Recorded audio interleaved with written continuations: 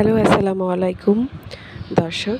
আবারও ফিরে এসেছি নতুন একটি ভিডিও নিয়ে।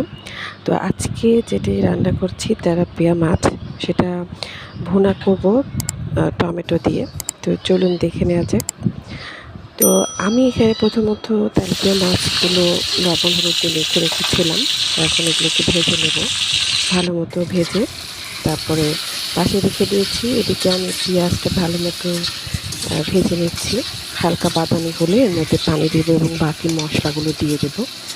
তো এখানে বাদামি রং হয়ে গেছে, হালকা একটু পানি দিয়েছি। এর মধ্যে আদা রসুন বাটা দিয়েছি 1 থেকে 1.5 চামচের মতো।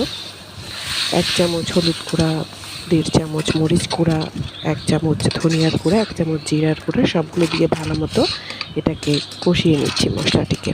তো এটা আসলে ঝালটা সম্পূর্ণ আপনাদের উপর, আপনারা যেরকম ঝাল খেতে পছন্দ করেন। আমি এখানে 1.5 চামচের মতো মরিচের গুঁড়া দিয়েছি, তবে আমার যে মশলা দেওয়ার ছোটো চামচটা আছে সেটার অনুযায়ী, চা চামচের নয়। তো এখানে আমি দিয়েছি এবং ভালো মতো এটাকে কষিয়ে নেবার পরে এখন আমি এর মধ্যে মাছগুলো দিয়ে দেব। মাছ দিয়ে ভালো মতো একটু উল্টে পাল্টিয়ে নেব। তারপরে কিছুক্ষণ রেখে এর মধ্যে ধনিয়া পাতাও দিয়ে দেব। আর যখন এটা কষানো হয়ে গেছিলো তারপরে তখনই আমি টমেটোটা দিয়ে দিয়েছিলাম এবং টমেটোটা দিয়ে কিছুক্ষণ ঢেকে রেখেছিলাম। তারপরে আমি মাছগুলো দিয়েছি। তো সাথে সাথেও দেওয়া যায়, মাছ দেওয়ার সাথে সাথেও টমেটো দেওয়া যায়, তবে আমি একটু আগেই দিয়ে নিই যাতে টমেটোগুলো ভালো মতো একটু ঝোলের সাথে মিশে যায়। তো আমার কাছে সেভাবে করে খেতে বেশি ভালো লাগে।